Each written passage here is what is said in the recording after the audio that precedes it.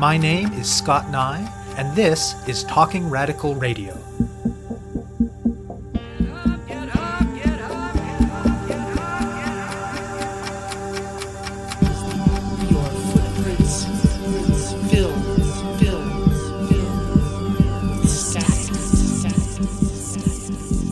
Hello and welcome to Talking Radical Radio, where we bring you grassroots voices from across Canada. We give you the chance to hear many different people who are facing many different struggles, talk about what they're doing, how they're doing it, and why they're doing it, in the belief that such listening is a crucial step in strengthening all of our efforts to change the world. On this week's show, I'll be speaking with Imtiaz Popat. A crucial tension across many different areas of activism and organizing in the last few decades has been between approaches that focus on a single, narrow experience or issue or struggle versus approaches that work through the many different ways that different experiences and issues and struggles are interconnected. Usually, when the focus of activism and organizing is singular and narrow, it ends up largely being the most privileged people involved in that struggle who benefit. The most privileged workers, the most privileged women, the most privileged queer people, or whatever the case might be. And it is more often people whose experiences of oppression are multiple and complex who have no choice but to make sure that their struggles for a better world are likewise. Some of the most important articulations of this kind of politics came from radical African-American lesbian feminists in the 1970s and 1980s, and black feminist scholars a little bit later. It is unfortunately common in our current moment for the language of intersectional analysis to be taken up without the substance, or for it to be used in ways and contexts that abandon the radical core of the politics from which it emerged. At the same time, however, activism and organizing that try to grapple with the complexity of oppression and resistance can take a lot of different shapes. There are no simple answers, and it can look really different depending on its location, its focus, its participants, and its goals. Imtiaz Popat is a therapeutic counsellor who lives in Vancouver, and he's been involved in a range of grassroots initiatives that may appear to be quite different, but that all involve bringing people together across difference to challenge diverse and interlocking oppressions. Popat got started in this work close to 20 years ago via a group called Salaam Queer Muslim Community, part of a cross-country network of groups under the banner of Salaam Canada. It's not a religious organization, but rather a way for queer and trans Muslims to come together and build community across the different intersections of racism, Islamophobia, heterosexism, and cissexism that they face. In Vancouver, Salaam started out with a focus on social events and mutual support, and over the years has become more involved in advocacy supporting LGBTQ newcomers to Canada, and in challenging the racism and Islamophobia that queer Muslims face within mainstream queer communities. A few years ago, Popat was instrumental in bringing Salaam and other groups in British Columbia together into a Two-Spirit and LGBT People of Color alliance. The most immediate goal of the alliance was to support the demands of Black Lives Matter as they challenged the ways that mainstream pride events and mainstream LGBTQ communities often marginalize queer and trans Black people, Indigenous people, and people of color. They also worked to push back against the corporatization of Pride and its long drift away from its roots in protest and politics, and to organize alternative events to both challenge and augment mainstream Pride. The last few years has also seen a sharp increase in the most overt forms of racism and bigotry across the board. 3 years ago, the KKK began openly organizing in Vancouver, and more recently groups like the Soldiers of Odin have become more prominent. Again, Popat played an important role in bringing together a range of groups and individuals into the Coalition Against Bigotry Pacific. The use of the word bigotry in the name is meant to capture the breadth of the group's work. It's not only about opposing racism, but also sexism, heterosexism, xenophobia, transphobia, and so on. And indeed, Popat sees a close link between, for example, the rise of white nationalist groups and the recent upsurge in explicitly anti-trans organizing, even if some of the latter happens under a banner that proclaims itself feminist. The group recognizes the need to focus on the more covert, insidious, and systemic forms that oppression can take, but for the moment, all of its energies are occupied with the blatant, the overt, and the direct. I speak with Popat about the many different kinds of work he's been part of to oppose bigotry and oppression, and about the threads that link them all together. My name is Imtiaz Popat. Growing up queer Muslim, the world has really affected me in a profound way, and I do my activism through what I do. I'm a therapeutic counselor. I'm coordinator of Salaam Queer Muslim Community here in Vancouver, which is part of Salaam Canada. And I'm part of a Two-Spirit LGBT People of Color Alliance. The Alliance is just one form of my activism that I bring together. I've also started the Coalition Against Bigotry here in the Pacific around white supremacists and so on. So all these kind of work that I'm doing along is building alliances with LGBT, Two-Spirit, people of color communities is all related in political work in terms of fighting for justice and equality. How did Salaam queer Muslim community get started in Vancouver?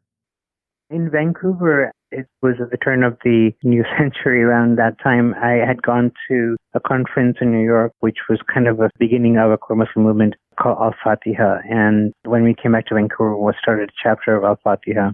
But a lot of people had problems with that name because they felt it was too religious. We came up with a different name, which is a variation of Salaam. But Salaam had already started in Toronto in the 90s and actually went dormant because of hate mongering within the Muslim community against LGBT and threats and so on. But after that conference in New York, it revived itself in Toronto.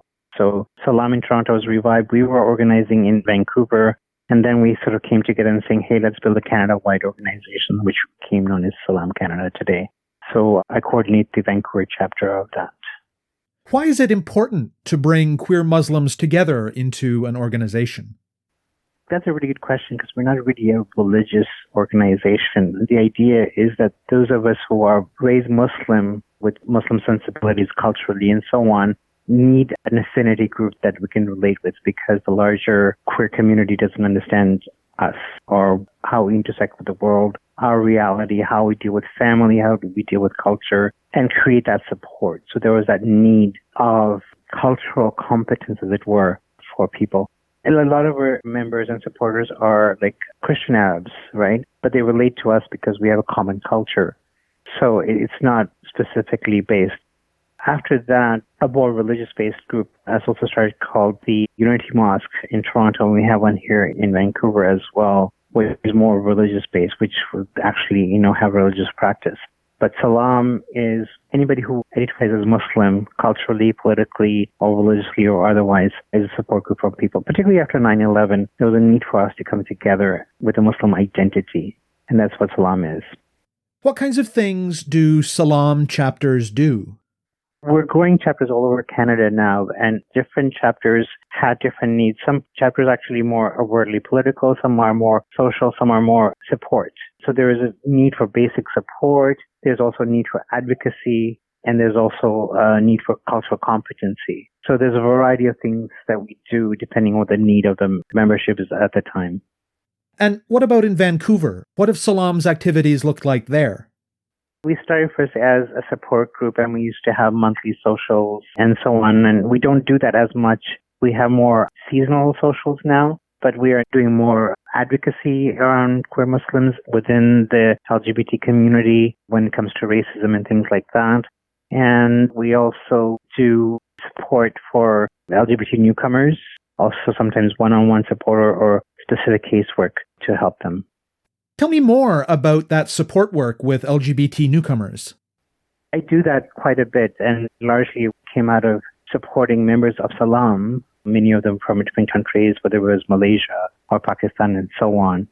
And also because I'm a therapeutic counselor, my work for LGBT newcomers is not just Muslim specific anymore. Also, I'm from Africa, right? So, there are these boundaries that cross. So many Muslims may be from Africa, but there are maybe many LGBT Africans who are not Muslims. So that doesn't matter to me. I just feel how does this work? And that's largely where the alliance came from too, because the work I was doing was going beyond the Muslim sphere.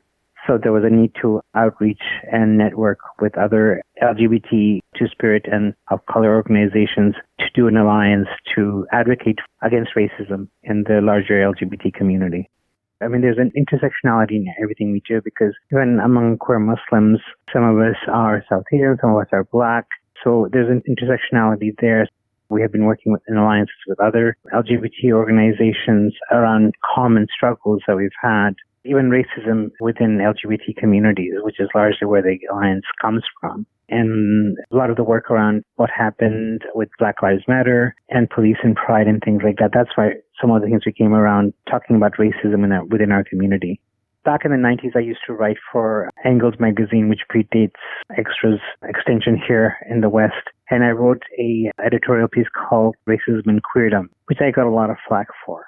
So I mean, that's basically what we're dealing with. When you deal with intersectionality, if you're an LGBT queer person, you're dealing with multiple levels of oppression, right? Whether it's racism or heterosexism or transsexism and so on. It's all interconnected. What are some of the ways that racism manifests within the LGBTQ community, and what has anti-racism in that context looked like in Vancouver in recent years? It's very sometimes overt, sometimes insidious. There's a lot of goodwill there to accommodate, but there's a lot of ignorance as well. That's why we need to come together as two-spirit people of color organizations within the LGBT community to do advocacy around our issues. It's similar to what's been happening in Toronto, the debate around police and pride and so on in support of the work that Black Lives Matter has done. Briefly, Black Lives Matter Toronto and then Black Lives Matter Vancouver and Black and other anti-racist activists in other communities advance the idea that given the well-documented danger that police represent for Black people in particular, making Pride safe and welcoming for Black, queer, and trans people means not having police participation in the event. The Alliance is in support of what Black Lives Matter was doing, that as queer Muslims and other queers of color and two-spirit people needed to come together in an alliance in support of the leadership that Black Lives Matter had given around issues of racism within Pride, particularly around police and Pride, which became an issue here in Vancouver as well. And that was one of the impetuses of coming together in an alliance, to say that we need to work together, we need to speak with one voice, or at least supportive voices, to support what different organizations are doing, and also support the leadership of Black Lives Matter.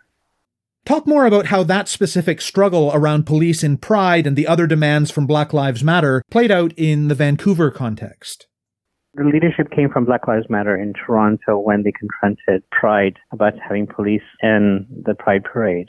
Similarly, that happened here with Black Lives Matter challenging the police presence in uniform in Pride, which became a big hot issue. And we saw and we felt that Black Lives Matter was being isolated, and people felt it was just only a Black Lives Matter issue. And we wanted to show that it wasn't just a Black Lives Matter issue, that we agreed with that, we supported what they're doing, and then that was a real issue for a lot of us, including LGBT, two-spirit, and largely a lot of trans folks who are even white, supported the whole idea experience that we shouldn't have police in Pride because, they are oppressors, they have never apologized, and their oppression in our communities, whether of color or queer, continues.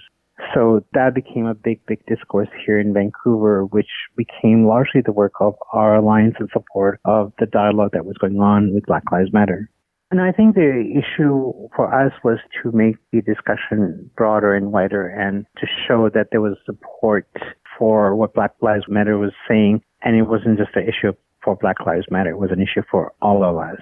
This is why the Alliance came together, try to create alternate space for two-spirit LGBT queers of color, and having like an alternate Pride safe space. People who didn't feel safe going to Pride. We had our own Pride events in the East Side. Then Black Lives Matter decided to have their own march. We supported that as well. So we've been trying to negotiate and work within our different communities to say, hey, how do we feel about this? How do we work together? How are things around racism affect us? And so on. So the visibility issues of our visibility, our inclusion of Pride. What does Pride look for us? What kind of Pride do we need? How do we feel safe within Pride? This is the kind of discourse and dialogue we've been having as an alliance. What kind of events did you have in the alternate Pride that you organized? We had a march on the downtown East Side, and then we had cultural performances at the Carnegie Center. We had a march that ended up in a park and then had a round circle. And then Black Lives Matter having march on Pride down Davie Street, which goes through the heart of the village, the community, whereas the Pride Parade goes more around it. So, we've been saying that, this is not an alternate, but this is an addition for where Pride started. It was actually started with, Stonewall. That's a reference to the multi-day uprising in 1969 led by patrons of the Stonewall Inn in New York City, particularly queer and trans people of color, in response to police violence, harassment, and intimidation. This is widely credited with being the spark that lit the modern gay liberation movement and the range of movements and struggles that have followed from it. And it was led by trans women of color who started, many queers of color who started part of that, and that's been forgotten, and that's been forgotten in the current Pride. So we were trying to reframe Pride in the way it should be, rather than as a celebration of floats and corporate entities and police presence, which is not what our idea of Pride is.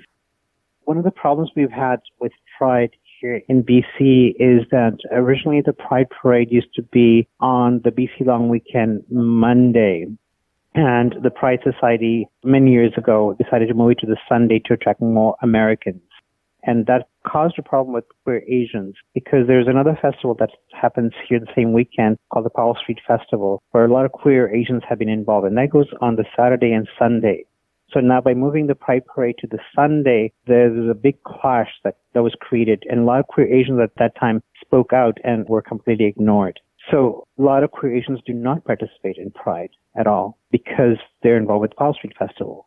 So when we started creating other events on the Monday, like a march or other cultural events and things like that, a lot of the queer Asians said, hey, at least now we can celebrate our own Pride. We can have a Pride.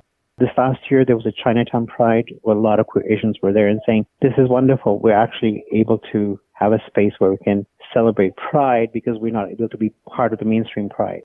So that's what we're trying to do, is we're trying to create these spaces where people are not able to be part of Pride because who they are, because they're racialized. They may be queer Asian or queer Black folk or Two-Spirit folk who may or may not be included in Pride. So we want to create an alternate space and our own celebrations of Pride so people can celebrate Pride and feel that we're part of a community. And tell me more about the membership of the Alliance. Again, it's organizations like Salaam, Black Lives Matter, working together, Pinoy Pride, queer Asians, Two-Spirit communities coming together and just exchanging information. Nowadays, we're kind of supporting each other's events and advocating for more anti-racist work. And yeah, that's what we do as an alliance. It's an alliance. It's not an organization. It's basically an alliance where we support each other in the work we do. So I know that the demand around police in Pride got the most media attention, but at least in the Toronto context, a lot of the Black Lives Matter demands were actually about getting Pride resources for specifically queer and trans, Black, Indigenous, and people of color events and spaces. Was that part of what happened in Vancouver as well? Yeah, so the Pride Society's hired someone to do outreach for Black and people of color, Two-Spirit communities. And they've been trying to create funding for alternate Pride events and spaces. They're trying to do their best. And it has lukewarm response. Some people are participating, some people are not. There's still some resistance from the POC Two-Spirit community. There's no trust. I think that largely the criticism is that we're not being included in the decision making. They have the power to decide, and they're giving us crumbs, basically. And now the most recent decision was that Vancouver Police Department can participate in Pride without uniform, which sits well with some people but not with others, right? Which is one of the demands of Black Lives Matter, that we do not want to see police in uniform. So Pride has made kind of a quasi-decision that they are allowing some uniform but not all uniform, and it's not very clear what their position is. So there's still not a lot of trust, and a lot of people just still don't feel comfortable in a very white mainstream Pride. And a lot of queer Asians can't go because Pride years ago decided that the queer Asians weren't important and decided American tourists more important to move Pride to Sunday, where a lot of us cannot participate. So one piece of broader context that seems relevant to any anti-racism or anti-oppression work happening in the last few years is the intensification of overt and organized white supremacy. How has that impacted your work? The whole stuff around Police and Pride and the Alliance came, I think, around the same time, or not before, the rise of white supremacy and so on. So 3 years ago, I worked together to put together a Coalition Against Bigotry. And it was actually 3 years ago this month, because we had the KKK organizing here in Metro Vancouver, leafleting and organizing. And I had made a documentary many years ago called Hate and Kill, was about a murder of a caretaker at a Sikh Gurudwara here in Surrey by 5 white supremacists went in there and killed the caretaker. So I showed that documentary to show the context so that this is not a new issue, but it's back on the rise. It's elected Trump, right? It's not because of Trump. It's that whole rise of white supremacy feeling that's elected Trump, and that's also alive here in Canada. It's not just a U.S. thing. The Soldiers of Odin and other groups have risen here since then. And we've been organizing about that. And the reason we call it Coalition Against Bigotry is that there was an organization way back in the 70s that fought against racism called BC Organization to Fight Racism. And my intersectionality as a queer Muslim is that this is not just about racism, it's about bigotry, it's about sexism, it's about heterosexism, transsexism, and that's why we want to call it bigotry. And we didn't want to have the name BC because it's a colonial construct, so we call it Coalition Against Bigotry Pacific. But most recently, the hate has targeted our trans community because these transphobic feminists have had these speakers come to Vancouver, like Megan Murphy, who have been speaking in public spaces like the Vancouver Public Library and at UBC and Simon Fraser University. And we have been protesting that and demanding our city government and the Canadian government that why are you allowing for such hate speech in our public institutions? So that's been kind of a new shift in the last year of the coalition's work, that we're against hate speech, whether it's against trans folks or against Muslims and so on. So that's been largely our struggle against, any white supremacist groups. And incidentally, white supremacist groups have been supporting the work of these feminists like Megan Murphy. They've been going to their rallies and so on because Megan Murphy is creating hate towards trans folks, right? And these white supremacists are actually supporting them. So the difference between the work of the Coalition Against Bigotry is it's not focused and based on just Indigenous or people of color. It's a larger coalition of people fighting bigotry. So therefore against, heterosexism, transsexism, this form of bigotry, it brings people together to say that we have a common cause of bigotry and we need to work together to fight that. Tell me more about how the Coalition Against Bigotry Pacific initially formed.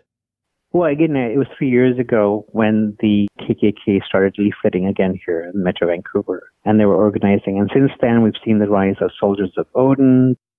We had marches for International Day Against Racism, where the Soldiers of Odin would attack and surround us, and the police would protect them or not do anything. In fact, at one rally, the Soldiers of Odin attacked us. The police arrested them momentarily and then released them just as our rally was finishing so they can then intimidate and harass us as we went home. So there has been a lack of police against these white supremacists where the RCMP and the police actively target Muslims. And there's a Muslim couple in Vancouver that was entrapped by the RCMP as terrorists. Yet we have white supremacists who are not being treated as terrorists. Bissonnette, who murdered 6 people in a mosque 3 years ago, the anniversary is coming up, January, was not charged with even one act of terrorism or hate. That refers to the white nationalist who massacred Muslims at a mosque in Montreal in January 2017. Yet Muslims are being entrapped and are being victimized as terrorists. We have an anti-terror act in this country that does not apply to white supremacists. And so now we're also seeing this new phase of so-called feminism that's become transphobic, which has also become a large portion of the work of the coalition as well. So these things are kind of tying in together. The work of the coalition is basically to fight against hate propaganda and hate speech of any form, whether it's be transphobia, Islamophobia, anti-Semitism, or anything like that. We're now campaigning Vancouver City Council to proclaim January 29th as a day against Islamophobia to mark the 3rd anniversary of the Montreal Mosque massacre. And we're also demanding that all our governments take action against hate speech. Hate propaganda or hate speech was not even an election issue.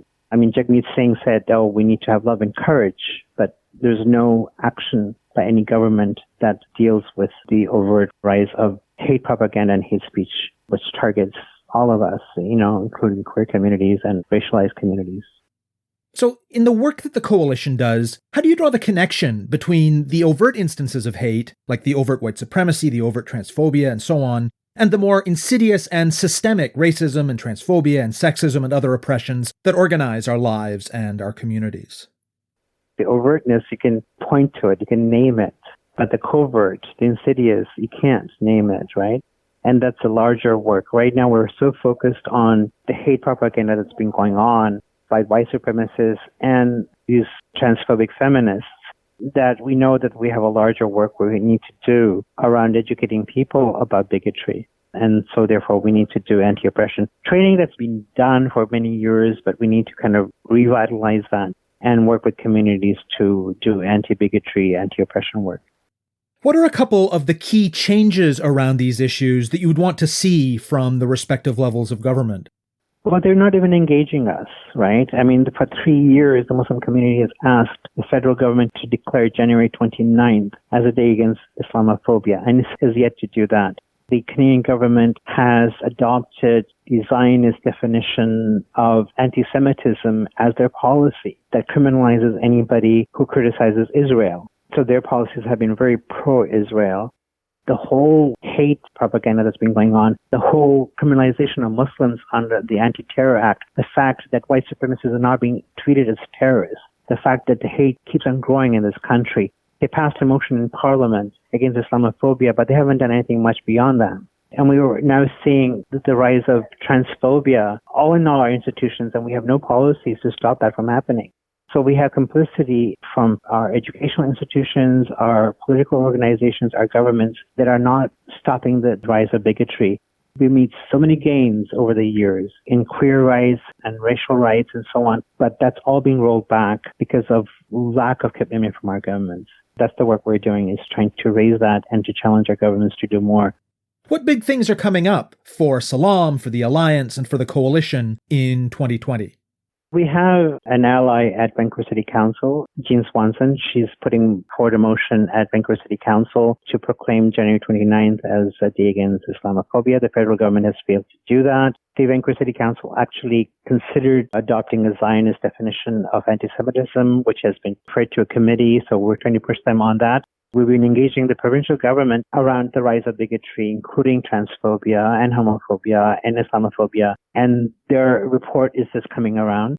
The federal government has done nothing. The NDP federally has done nothing. Nobody has done anything. The Green Party largely actually fought against, and maybe the NDP against the Anti-Terror Act, but that was not an issue in this election at all. So we need to raise those issues. The fact that the anti-terror law still criminalizes Muslims, and we still have, Islamophobia going on. We still have anti-Semitism going on, real anti-Semitism, and we have transphobia and homophobia still growing in this country. So we have a lot of work to do.